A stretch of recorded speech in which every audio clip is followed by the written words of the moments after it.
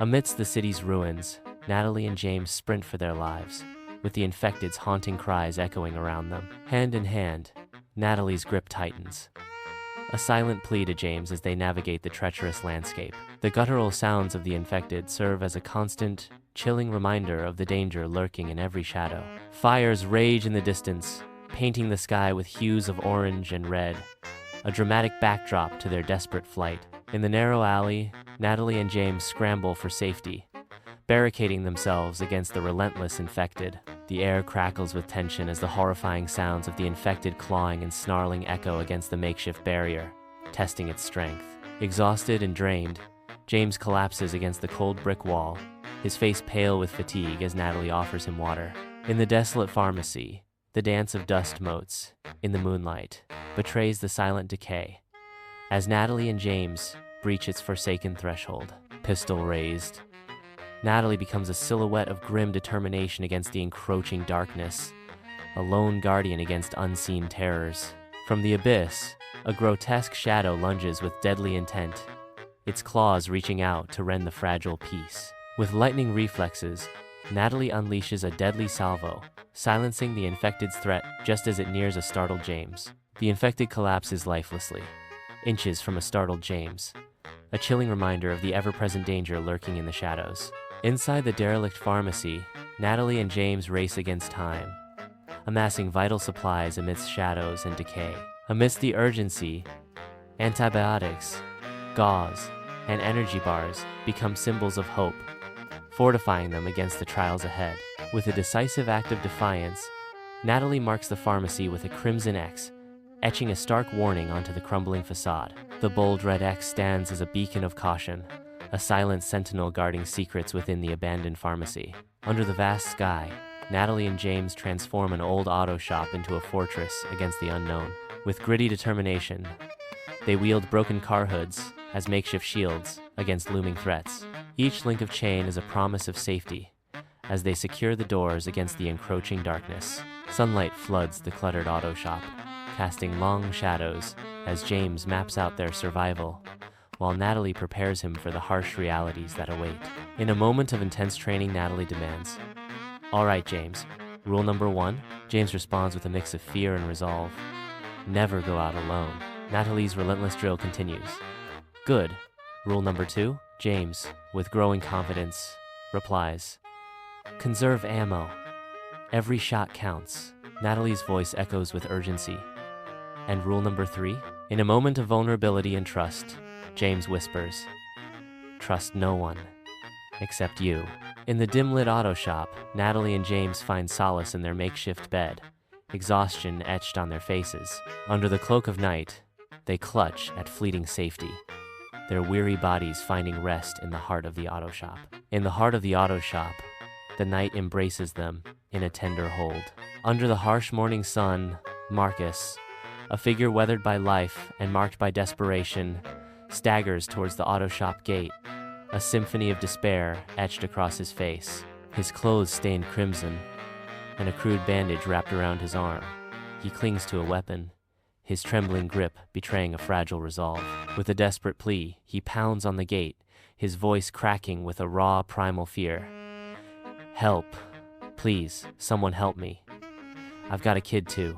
At the auto shop gate, Natalie's hesitation hangs heavy, the gun in her hand a stark symbol of her inner turmoil. James' unwavering insistence pierces the tense atmosphere, demanding Marcus be granted entry. With profound reluctance, Natalie yields, the gate creaking open as if echoing her inner struggle. In the dimly lit auto shop, Marcus urgently passes Natalie a USB drive, a beacon of hope in the encroaching darkness. Marcus whispers with barely concealed hope, "This USB drive has the location of a CDC facility up north. There might be a cure there." The USB drive, a small object of immense importance, holds the potential for salvation. Under the vast, silent expanse of the night sky, Natalie stands in quiet contemplation, her face a canvas of unspoken decisions. The cool night air is heavy with the weight of her choice, each breath a prelude to the journey ahead. With a resolute gaze, she proclaims, "We're heading north, to the CDC facility." On a desolate road, Natalie, James, and Marcus traverse the barren landscape, their search for sustenance echoing the struggles of a forgotten world. Amidst the skeletal remains of abandoned vehicles, they unearth echoes of a world consumed by chaos, each rusted frame a testament to battles fought and lives lost. The road stretches endlessly, a ribbon of despair cutting through the heart of desolation, each mile a reminder of the world that was and the world that will never be again. The forest at night becomes a canvas of shadows, where the flickering campfire casts eerie dances among the trees, and every rustle whispers of unseen dangers. With cautious steps, the group navigates the darkness, their every action deliberate as they fortify their sanctuary against the lurking infected. Amidst the looming threat, a fragile camaraderie blossoms around the fire, as shared stories offer a momentary shield against the surrounding darkness. As Natalie, James, and Marcus enter the eerily silent town, an unsettling emptiness envelops them, signaling hidden perils.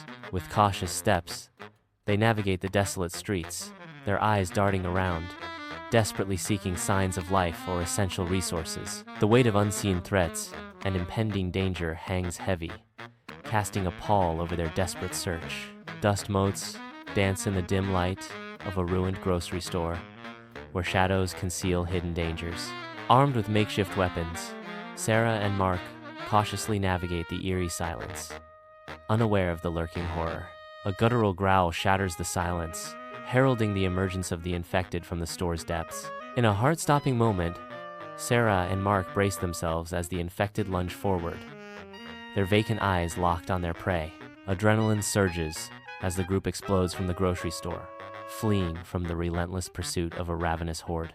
The infected's haunting groans echo through the street, amplifying the terror as the group sprints for their lives. Navigating a maze of alleyways, the group desperately weaves and dodges, their survival hinging on every twist and turn. In a moment of fleeting triumph, the group vanishes into the labyrinthine streets, their pursuers left behind in a cloud of dust. At the edge of progress stands a dilapidated bridge, its weathered frame challenging the resolve of those who dare to cross.